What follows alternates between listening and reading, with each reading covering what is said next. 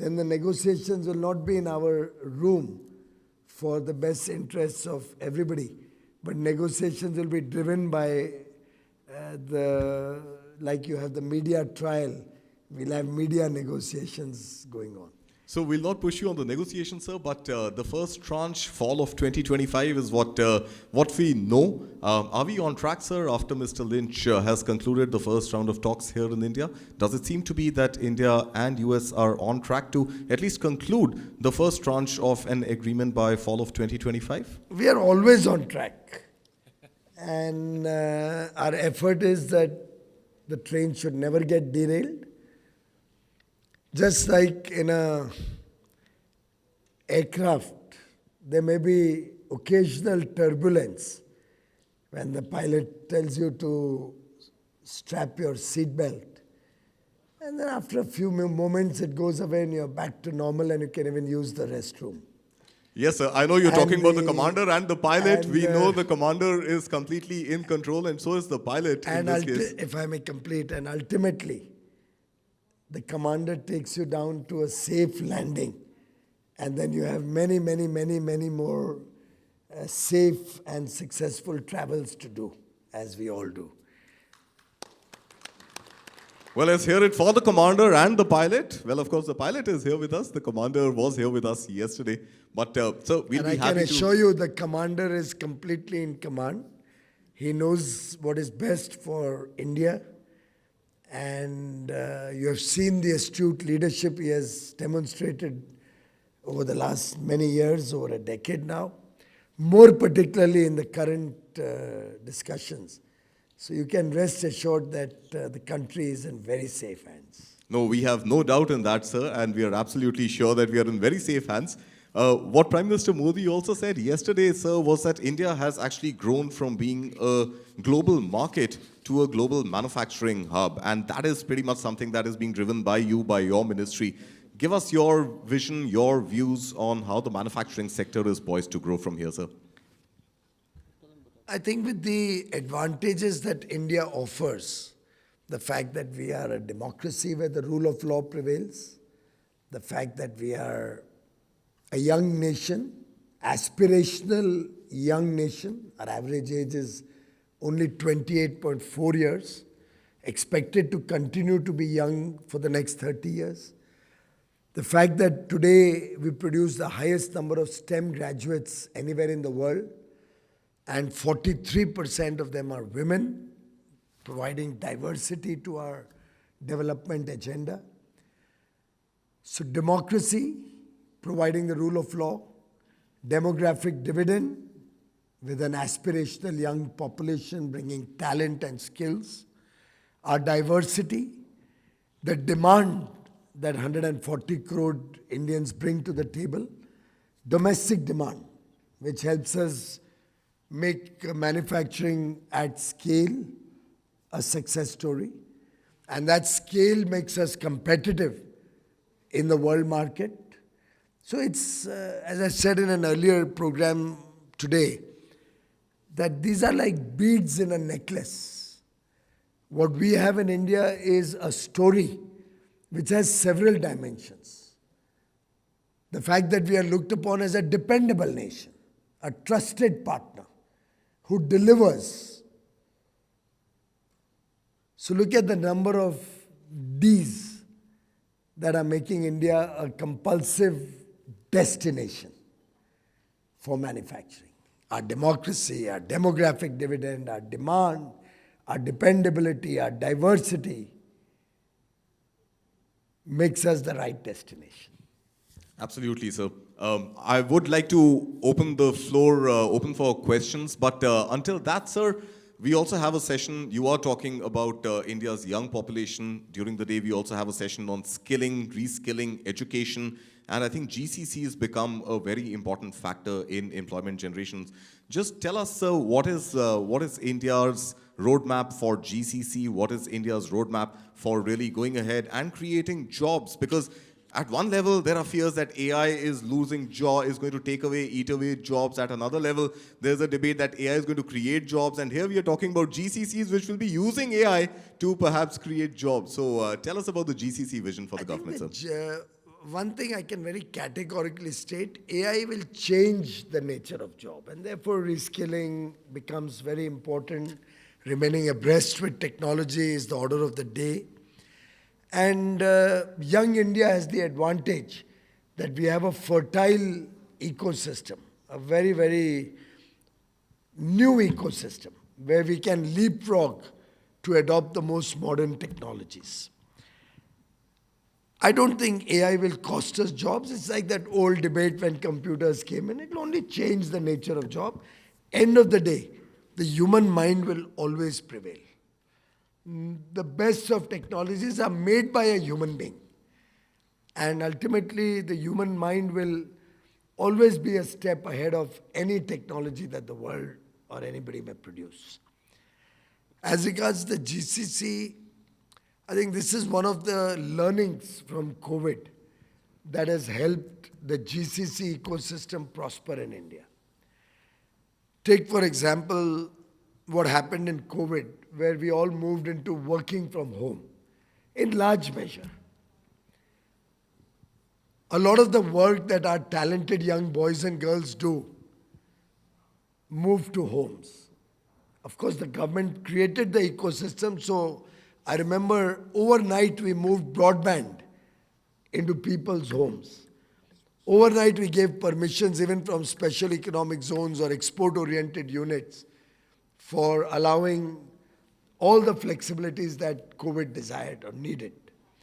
Factories were given flexibility, particularly export-oriented units. We handheld them. We had 24-hour helplines so that every commitment our factories had made to anybody in the world, we would meet.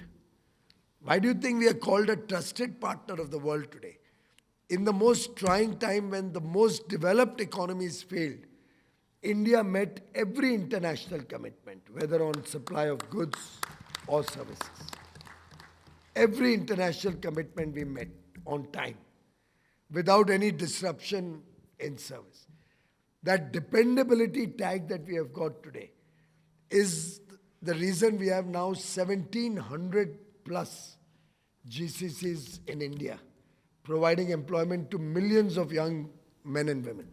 I mean, the other day a company came, they said they have close to 300,000 boots on the ground. They have 300,000 employees in India. So, and with COVID, the world recognized now we don't need to fight over H-1B visas anymore. Because rather than moving so many people all over the world, that same job can be done sitting in India. And friends, look at the economically beneficial position India is in now. Our talent doesn't go out of the country. The brain drain stops. We retain our talent in India. It's helped our startup ecosystem come up with huge new ideas, big ideas, innovative ideas. The money that we earn through our GCCs helps us earn precious foreign exchange in India. Now suppose these 300,000 working for this international MNC would have worked in different parts of the world. That much talent would have gone out and they would have earned in their local place. Only 300,000 families would have benefited. Now all those 300,000 working in India pay their taxes in India, consume goods and services for their daily needs, housing, food, clothing, everything in India. They save in India, they invest in India. The company pays its taxes in India. We earn foreign exchange, that the services these 300,000 people provide to the world. We earn foreign exchange. Our services exports are growing at almost double digit. Another couple of years, our services export will be equal to, if not more than, our merchandise export. And as Michael Porter had said, every country has its own competitive and comparative advantages. Our advantage would be in a different area where we will benefit. Our advantage in manufacturing will be in certain areas where we will benefit. As we engage with AI and modern technologies, we'll benefit. So I think we are in a sweet spot. I hope all of you will benefit from that.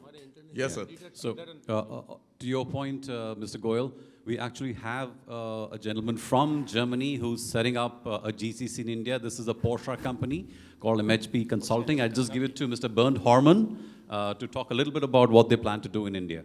Warm welcome to you, sir. Thank you very much. Yeah, dear Honorable Minister, dear Barun, thank you very much for the possibility to be here today. Yeah, thank you very much for your supportive words, and exactly what you say is what we are going to do. We will open, or we just to open in Bengaluru, an IT company as a subsidiary of MHP, which is a 100% company of the Porsche car manufacturer. My name is Bernd Hermann. I did the same last 15 years in Romania. We opened up a company there, and the next logical step was to go where the right place is, and this is India. So we are starting in India our activities now this year, and this was always my journey of global delivery. And what I really see now in the last years, it's not anymore nearshore, offshore. IT happens in India, and this is the idea we have at the moment. So we found very good conditions in Bengaluru. My question is towards you. What can we expect in future as support from your side? Not particularly for the particular companies, but in general for the industry and for the infrastructure. Our effort is to focus on ease of doing business. Our effort is to be more welcoming to investors, both domestic and international. Our effort is to make sure that we can improve the infrastructure, which includes our digital infrastructure. So we are already, probably the world's fastest rollout of 5G is happening in India. And we already started work on a 6G bed, so that we remain most contemporary and help companies like yours which need that high-speed connectivity to get at affordable prices. In fact, the price of broadband in India would probably be 1/10 of what it would be in Germany or anywhere in Europe, if not even less than that. So I think our effort and our support would be in the form of being more welcoming, with an open door policy, hand-holding you through Invest India. If you have any issues where you need help with the government or with any other body in the country, our effort will be to ensure that the rule of law prevails, which our democracy proudly flaunts. Another D, by the way, the rule of law that democracy provides, where there will be non-discrimination with domestic or international investors or between businesses. You always have the confidence that justice would be at your doorstep, justice would be available to you. And that's a big comforting factor, that you cannot be discriminated against, you cannot be wronged, and justice will always be available. You have a vibrant media, very ferociously independent judiciary, a responsible bureaucracy which has to work within the ambit of the law of the land and the constitution. And what Prime Minister Modi is bringing to the table is another D, and that's decisive leadership, willing to take strong decisions to transform the nation, reform our processes, and help you perform. Thank you. Thank you very much. So from somebody who's building a GCC in India to perhaps somebody who may end up constructing one, sir, I'd like to introduce to your left is Mr. Abhishek Kapoor. He's the MD of Puravankara Group, based out of Bangalore. I think he has a question for you. Sir, given what's happening globally and our strength now with Prime Minister Modi positioning us where we are today, do we think that in this current trade environment and with the big T playing the whole world the way it is, the new variable in the global equation, do you think that we will gain more traction in Make in India and in not just from the US but from other parts of the world? Well, I think every country always has to protect its own interests. Just like we have India first, I think every country has the right to protect its national interest. We see nothing wrong in America first. We will take care of India first. And as the Honorable Prime Minister said, together we are a force multiplier. Two democracies large democracies. One very large, the world's largest economy. One aspiring to become the third largest in the next 2.5 years. Fastest growing large economy with a big talent and skill pool, which complements the American growth story, which is not confrontational, which is not in competition, because what the US with an $82,000 per capita economy can produce is very vastly different from what India with a $3,000 per capita income can offer.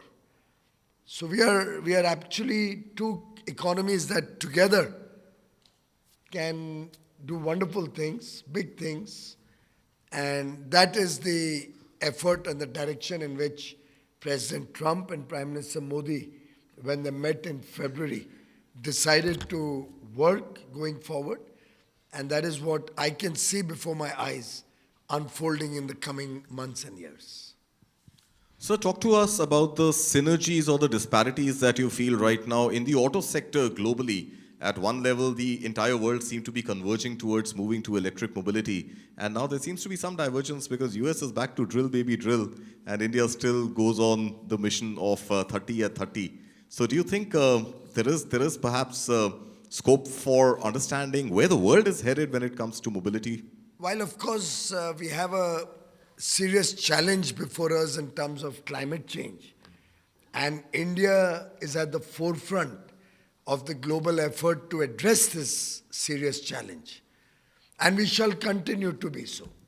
India does not want to be a problem, we want to be a part of the solution. And way back in 2015 at COP21,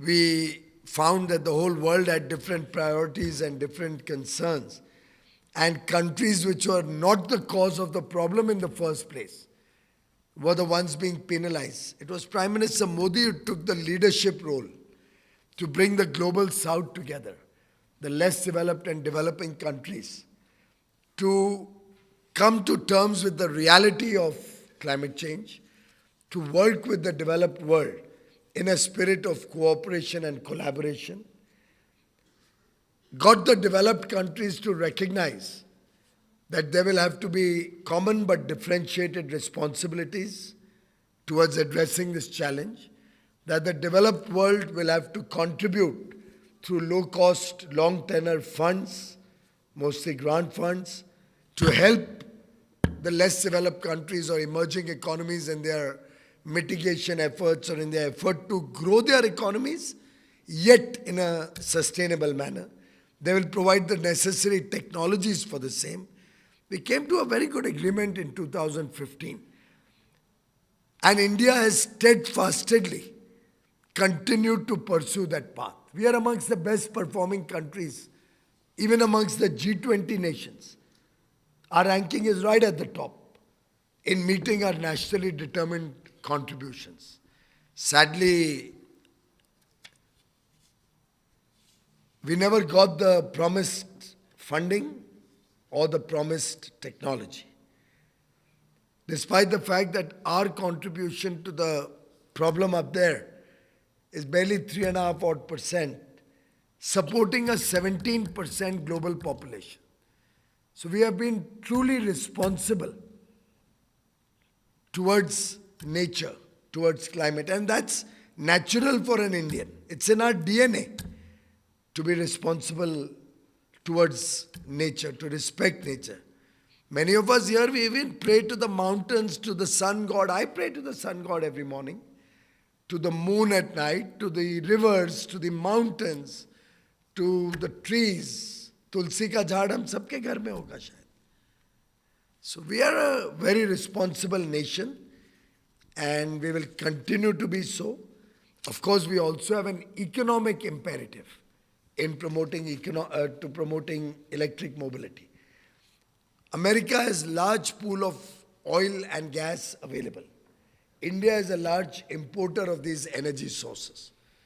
So I think for us, electric mobility, given that electricity is still largely driven by our own domestic fuel, is actually not only a global good, not only our own contribution to sustainable growth, but also an economically prudent decision which will save huge foreign exchange, bring down our dependence on other nations, helping us becoming Atmanirbhar, and help the Indian economy grow even faster and better. Karthik, I have a quick question. Minister Goyal, going back to your ministry, and you said that India is very competitive when it comes to services exports, growing double digit. But I think one of the problem areas is when it comes to goods. The challenge, of course, is to make goods more competitive when it comes to exports. How are you dealing with these two priorities? On one hand, you have a strength and you're working towards that, but at the same time, India wants to make its exports more competitive, goods exports more competitive, at a time when we talk about tariffs, retaliatory tariffs, and there is also a need to bring down import duties on some of these imports into India. How are you balancing your priorities? Well, I think I've myself been in the manufacturing business for nearly 2 decades. From a very young age, I started when I was only 17. And I tell you, I've gone through all of the problems that the 80s and 90s manufacturers in India had to go through. And our own effort, and particularly from our own learnings and memories of the old days, is to make sure that manufacturing in India truly benefits from our ease of doing business effort, our effort to be more trusting of business persons, more respectful towards honest businesses, our effort to attract manufacturing at scale. You know, that speed, skill and scale, which Prime Minister Modi had introduced when he was the Chief Minister of Gujarat. We have tried to bring it to Delhi. So we are creating champions in different sectors who can work at scale, because economies of scale help in our global competitiveness. We also believe that the mindset of Indian manufacturing is undergoing a metamorphosis. For example, quality. Never before has India been as conscious that and respectful of good quality manufacturing as it is today. Some of it spurred through government efforts. We have now compulsory quality control orders ensuring that Indian manufacturing moves towards quality, which are nearly 6 times more than they were in 2014. We had about 106 QCOs. Today, probably 650 or 700 QCOs in the country, and rapidly growing. The idea is not to create roadblocks, but to create the culture of quality amongst Indian manufacturers and consumers. What some countries did is dump goods in India, substandard products, at predatory prices, literally killing the Indian manufacturing. Because ultimately, how long will somebody be able to survive through honest business when somebody is subsidizing their exports to India massively, and the consumer is getting often substandard goods at such prices at never before prices? And this kind of work by some of our neighbors and some countries in the world has really hurt Indian manufacturing. We are trying to make sure we can put an end to that. We are handholding and supporting Indian manufacturing through these turbulent times. And what I have always looked at, this kind of predatory pricing and this kind of dumping of goods, is that this is like an opium. And I've said it on many public forums before. We have to wean away the Indian consumer from this opium also. Because this then becomes ingrained in the Indian consumer's mind. He doesn't recognize that the Hawaii chappal that he buys or a footwear that he buys may look seemingly cheap, but is only going to last him a few months. But if he buys a good quality product, and quality is never expensive. Quality is not difficult to maintain. In fact, maintaining quality, you reduce waste, you can get better scale, you can capture bigger markets, and ultimately a quality product will always be cheaper than a low quality product. But it's that education and that understanding that sometimes becomes difficult, which we are trying to take and get the whole Indian ecosystem to absorb in. Before I let you go, sir, can I just ask you one final question about good quality manufacturing? Just one sec, sir. Good quality manufacturing of Tesla cars or BYD cars happening in India anytime soon, sir? Everything that we will do will be in national interest. Thank you. Thank you so much for your time, sir.